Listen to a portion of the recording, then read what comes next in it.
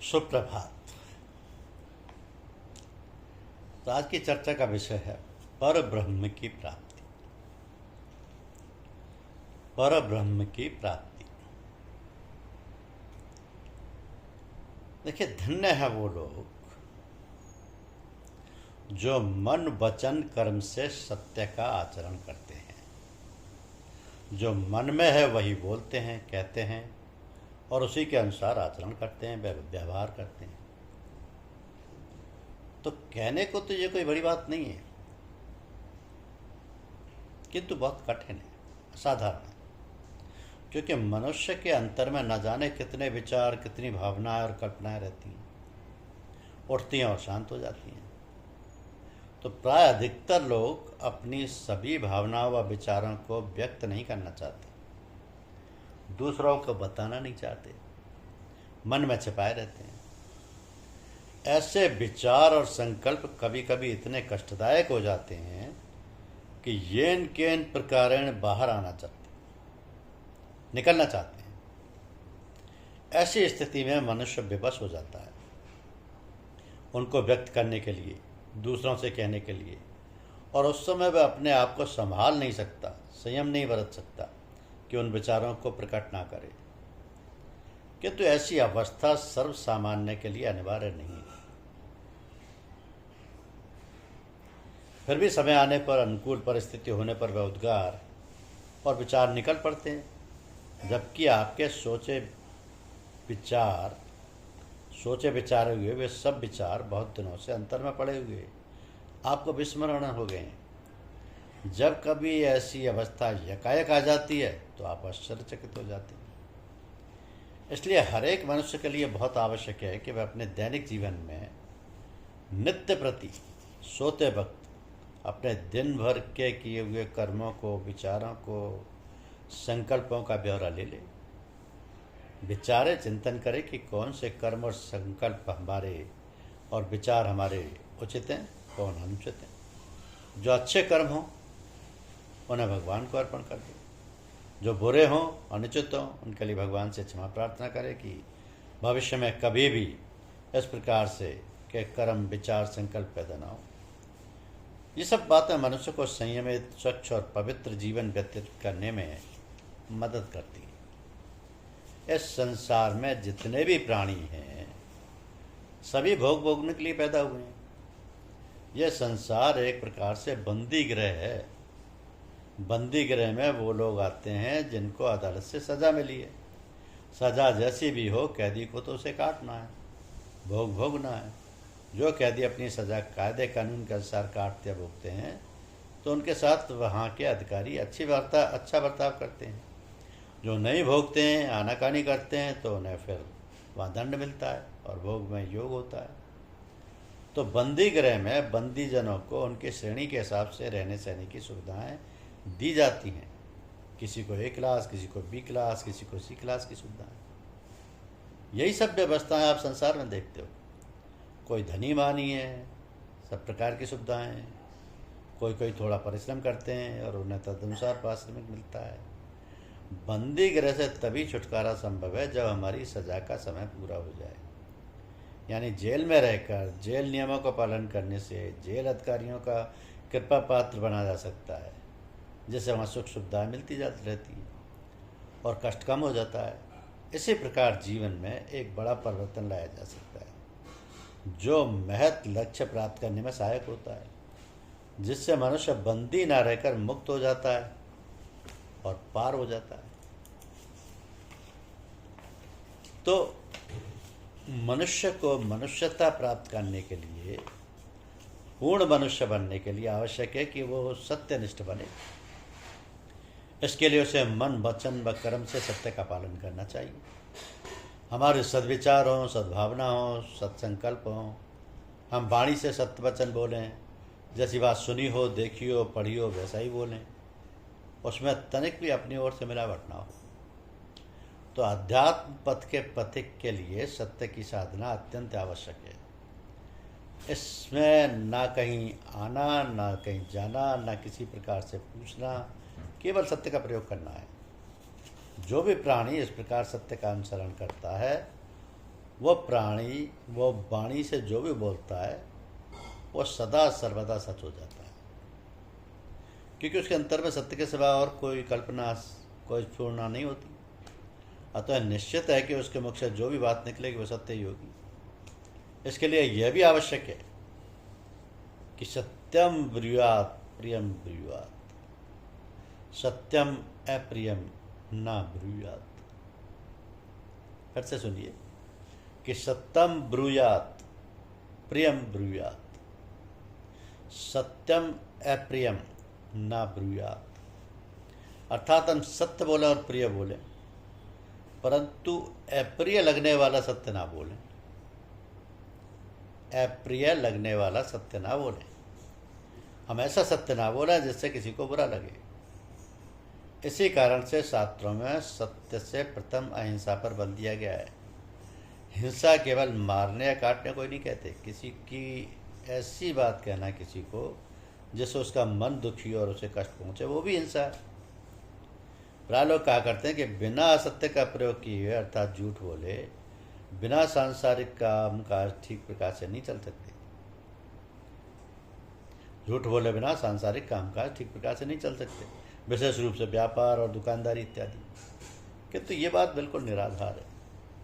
जो लोग व्यापार या दुकानदारी करते हैं और सत्य बात बोलते हैं, एक बात कहते हैं, तोल मोल नहीं करते हैं, उनको प्रारंभ में भले ही कठिनाई प्रतीत हो, लेकिन कुछ दिनों बाद पश्चात जब लोग सच्चाई जान जाते हैं तो उनकी ख्याति दूर दूर तक फैल जाती है और लोग निश्चिंत भाव से निसंकोच होकर वस्तुओं का लेन देन करते हैं। तो ये तो बात हुई केवल सांसारिक व्यवहार और आचरण की। आध्यात्म पथ में भी इसका बहुत दूरगामी परिणाम होता है। सत्य व्रत का पालन करने से हमारे अंतर में सतोगुण का प्रभाव होता है और हमारे द्वारा अनैतिक आचरण कभी नहीं हो सकता। तो जो मनुष्य सत्य व्रत धारीदार होता है, सदाचारी होता है, वो समाज में प्रतिष्ठित होता है और सभी लोग उसको पूज्य दृष्टि से देखते हैं। ऐसी अवस्था में जो सत्यव्रत का साधक है उसको बहुत सावधान रहने की आवश्यकता है कि उसके अंतर में अहम भावना पैदा हो जाए। सत्यव्रत का पालन करने से सारे सद्गुणों का अंतर में प्राकट्य होने लगता है और मनुष्य शनय शनय एक दिन आत्म प्रतिष्ठ हो जाता है, वह आत्मपद प्राप्त कर लेता है। ये साधना कठिन अवश्य है, किंतु आचरण तथा व्यवहार में लाते लाते बड़ी सरलता से सिद्धि को प्राप्त कर लेता है। सिद्धि का प्रथम सोपान है मनुष्यत्व और फिर देवत्व, देवत्व से ईश्वरत्व, तत्पश्चात ब्रह्मत्व और फिर पर ब्रह्म की प्राप्ति, और फिर पर ब्रह्म की प्राप्ति। तो मनुष्य अपने जीवन की गतिविधियों को, आचार विचारों को देखकर यह भली भांति जान और समझ सकता है कि हम भविष्य में दूसरे जन्म में क्या होंगे, कैसे हमें भोग भोगने पड़ेंगे। ये भी जान सकता है कि हम पिछले जन्म में क्या थे, कैसे थे। लोग आश्चर्यचकित होंगे ये पढ़कर कि भला ये कैसे संभव है कि हम अपने पिछले और अगले दोनों जन्मों के विषय में जान सकते हैं। ये सभी कहते हैं और जानते हैं कि अंतमति सो गति, अर्थात मरते समय मनुष्य की जैसी बुद्धि होती है उसी प्रकार उसको अगली योनि मिलती है और जैसे कर्म करता है वैसे उसके भोग होते हैं। तो यह हम अपने दैनिक जीवन की गतिविधियों से भली प्रकार समझ सकते हैं कि हमारा भविष्य क्या होगा और जैसे कार्यकलाप हम कर रहे हैं वैसे ही हमें फल भोगने होंगे। इन बातों के अनेकों दृष्टांत हैं जिन्हें यदि लिखा जाए तो बहुत समय लग जाएगा। तो इस प्रकार हमने जहाँ जन्म लिया है, जैसे कुल में लिया है और जिस प्रकार से हमें सुख दुख का जीवन मिला है, जैसे हमारे माता पिता और भाई बंधु हैं, इन सारी बातों को जानकर हम अपने पिछले जीवन का अंदाजा लगा सकते हैं। तो कहा जाता है कि जिस स्त्री के साथ विवाह होता है वो स्त्री भी पत्नी रूप में हमारे कर्मों का फल है। अतः जैसी भी पत्नी हो उसके साथ निर्वाह करना ही पुरुष का कर्तव्य अथवा धर्म हो जाता है। इसके भी अनेक उदाहरण हैं। मनुष्य जीवन स्त्री और पुरुष से पूर्णता को प्राप्त होता है। तो देखा ही जाता है कि धार्मिक पुस्तकों में भी लिखा है कि जब कोई धार्मिक कार्य होता है तो स्त्री पुरुष गांठ बांध कर बैठते हैं। एक दुआ है कि जहाँ गांठ तहाँ रस नहीं, जानत है सब कोई। गठबंधन की गांठ में गांठ गांठ रस होए। जब विवाह होता है तो स्त्री पुरुष की गांठ बांधी जाती है, तभी विवाह संस्कार संपन्न होता है। ये सभी ने देखा है, जाना है। सो पुरुष और स्त्री इस प्रकार हैं जैसे रुपए के दो पहलू है एक ही, मगर उनके दोनों और अलग अलग छापा रहता है। इसी प्रकार स्त्री पुरुष अलग अलग होते हैं और अलग अलग होते हुए भी दोनों एक माने जाते हैं। तो फिर है क्या? यही कि एक दूसरे के पूरक हैं। स्त्री पुरुष के सम्मेलन से ही संसार की सृष्टि का कार्य संचालन होता है, भगवान के लक्ष्य की पूर्ति होती है। यही शाश्वत नियम है। तो जो मनुष्य अपने कर्तव्य का पालन नहीं करते वे शास्त्र की मर्यादा का उल्लंघन करते हैं। जो दोनों स्त्री और पुरुष मिलकर ठीक प्रकार से शास्त्र मर्यादा अनुसार गठबंधन के समय, विवाह संस्कार के समय जो प्रतिज्ञाएं की हैं, यदि उनका पालन नहीं करते हैं तो धर्मच्युत होते हैं और अपने कर्तव्य का पालन न करने के कारण नरकगामी होते हैं। और संसार में भी लोग उनकी बड़ी नीची निगाह से देखते हैं। ऐसे लोगों का कोई भी कार्य ठीक नहीं होता। उनकी गृहस्थी की गाड़ी का संचालन भी ठीक नहीं हो पाता। गाड़ी के जब दोनों पहिए बराबर होते हैं, सम रहते हैं, तभी ठीक प्रकार से चलती है। फिर एक बात जो विशेष ध्यान देने योग्य है वो है स्त्री जाति का सम्मान। शास्त्रों में कहा है कि यत्र नार्यस्तु पूजन्ते रमन्ते तत्र देवता। अंग्रेजी में भी स्त्री को बेटर हाफ कहा जाता है। सैन्य ऐसी प्रकार के अन्य विभागों के आयोजनों में देखा गया कि पहले से बैठा हुआ पुरुष किसी स्त्री के आगमन पर खड़े होकर पहले उसको बिठाता है। पुरुष कितने ही ऊंचे पद का हो और स्त्री भले ही किसी छोटी रैंक की हो, किंतु आदमी खड़ा हो जाता है। यह है स्त्री का सम्मान। बात क्या है? बात बड़ी सीधी और स्पष्ट है कि स्त्री जाति की ही मात्र संज्ञा है। स्त्री से ही बच्चे पैदा होते हैं। स्त्री कितना कष्ट और विपत्ति सह के संतानोत्पत्ति करती है, फिर संतान का लालन पालन इत्यादि। महान है इसकी सहनशक्ति और कार्यशैली। इन्हीं कारणों से उसको इतना मान सम्मान दिया जाता है। तो स्त्री पुरुष के साथ मिलजुल कर प्रेम के साथ जीवन व्यतीत करने में ही जीवन की गरिमा और उसका महत्व है। तो सभी भाई और बहनों, खूब अच्छी तरह समझ लो कि जब तक तुम लोग हिल मिल कर मिलजुल कर प्रेम भाव से नहीं रहोगे, जीवन निर्वाह पूर्वक नहीं करोगे, तब तक कुछ हाथ नहीं लगने का। सावधान होकर जीवन यापन करो और अपने जीवन का आदर्श प्राप्त करो। ये जो सद्गुरु की कृपा है, ये भी तभी मिलती है कि गुरु कृपा के बिना कोई साधक कभी कृतकार्य नहीं हुआ। श्री गुरु के चरण धूलि में लोटे बिना कोई भी कृतकृत्य नहीं हुआ। श्री गुरु बोलते चलते ही ब्रह्म है। सद्गुरु शिष्यों के नेत्रों में ज्ञानांजन लगाकर उसे दृष्टि देते हैं। ऐसे सद्गुरु बड़े भाव से जब मिलें तब अत्यंत नम्रता, विमल स्वभाव, सद्भाव और दृढ़ विश्वास के साथ उनकी शरण लो। अपना संपूर्ण हृदय उन्हें अर्पण करो। उनके प्रति अपनी चित्त में परम प्रेम को धारण करो। उन्हें प्रत्यक्ष परमेश्वर समझो। इसमें भक्ति ज्ञान का समुद्र प्राप्त कर कृतकृत्य हो जाओ। तो महात्मा सिद्ध पुरुष ईश्वर के रूप होते हैं।